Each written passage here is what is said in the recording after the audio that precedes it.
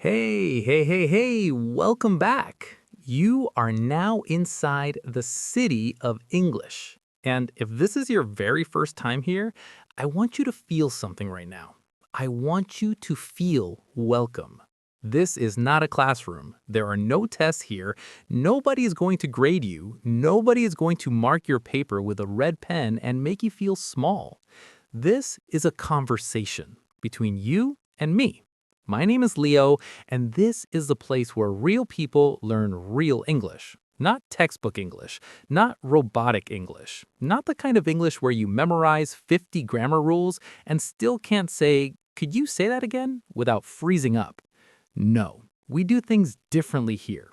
We learn English the way a child learns their first language, by living it, by breathing it, by making mistakes, laughing at those mistakes, and then doing better the next time. So take a deep breath, relax your shoulders, and let's do this together.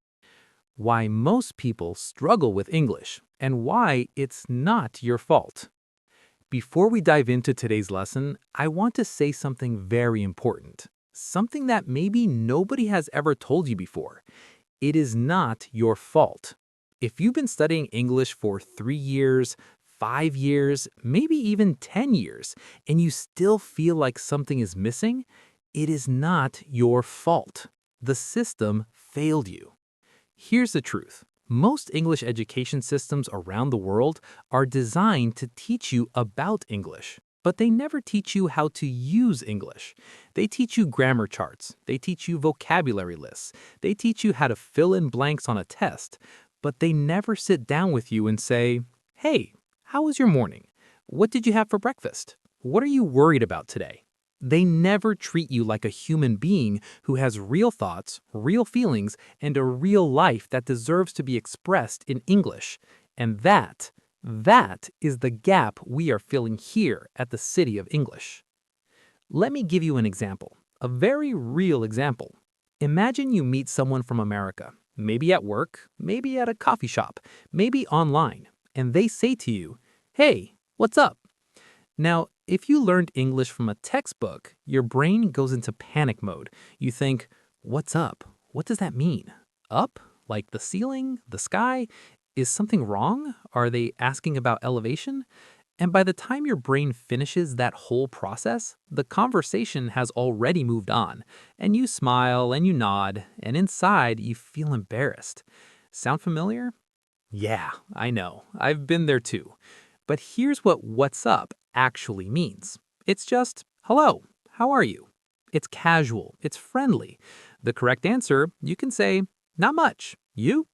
Or, "Hey, I'm good, thanks. How about you?" That's it. That's the whole answer. Simple, natural, human. And that's exactly what we do here. We take the confusing parts of real English and we break them down until they make complete sense. Not because English is hard, but because nobody ever explained it to you properly before. The one mindset shift that changes everything. Okay, so I want to talk about mindset today because I truly believe, and I've seen this with thousands of English learners, that the number one thing blocking most people is not grammar, it's not vocabulary, it's not even pronunciation.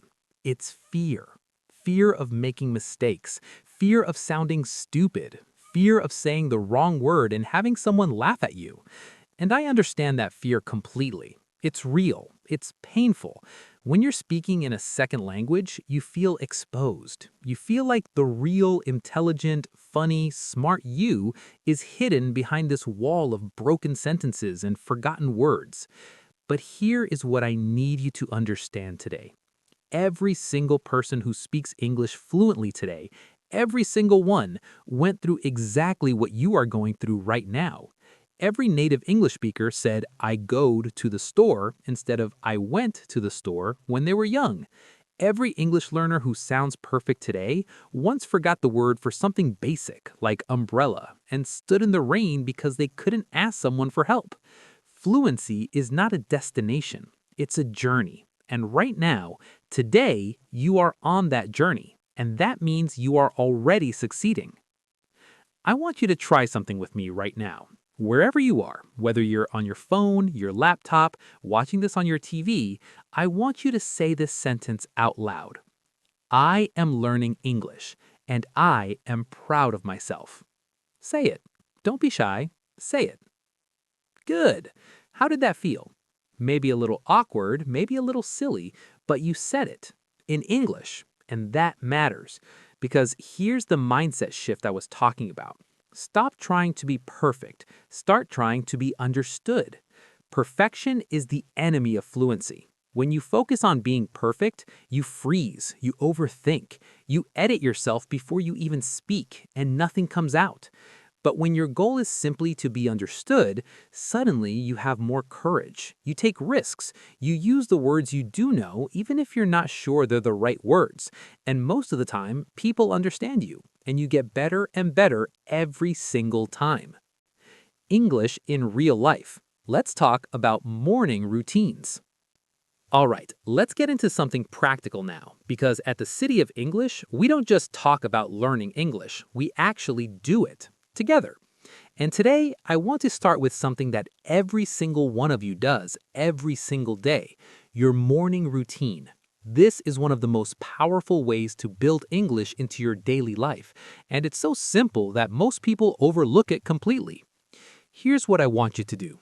Tomorrow morning when you wake up, I want you to narrate your morning in English, in your head or out loud if you're brave enough. Let me show you what that sounds like. My alarm goes off at 7 o'clock. I reach over and turn it off.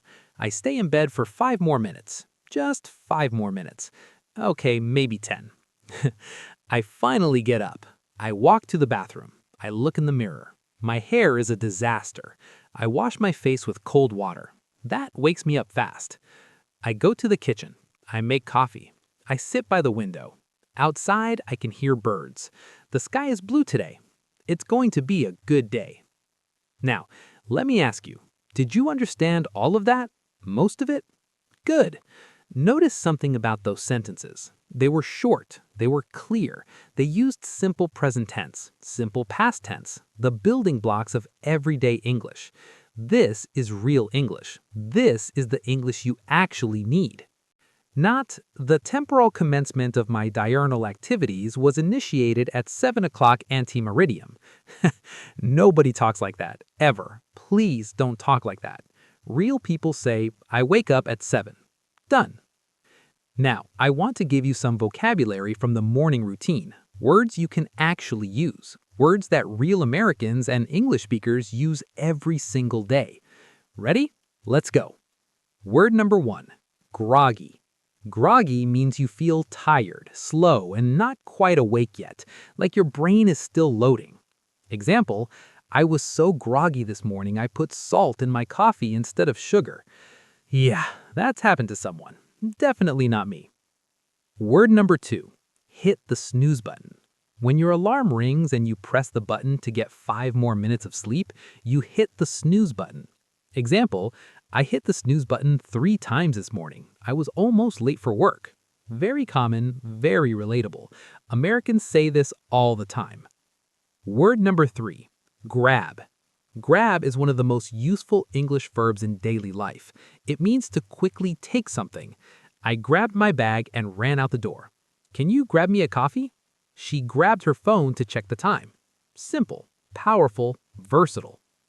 Word number 4, rush. To rush means to move very fast because you are late or in a hurry.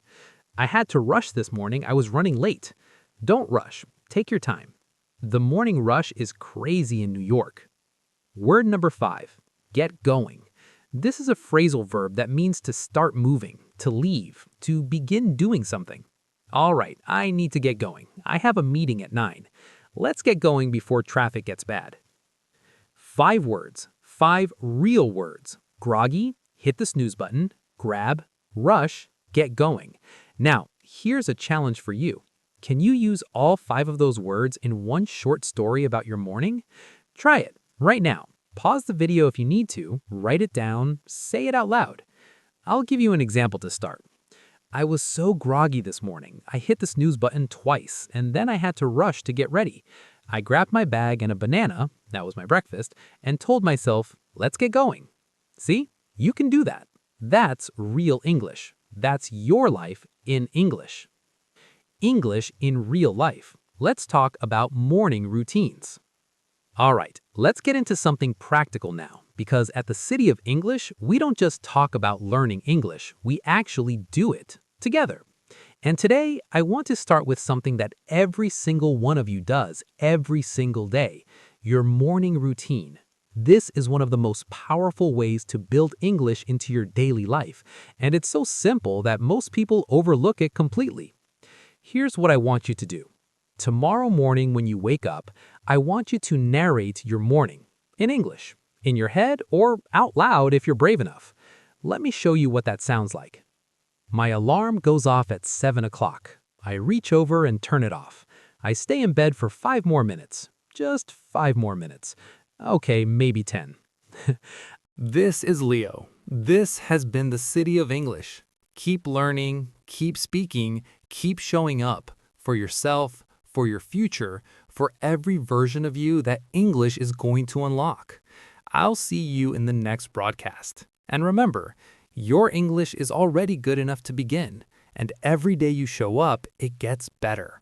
Take care of yourselves, be kind to yourselves, and I'll see you soon.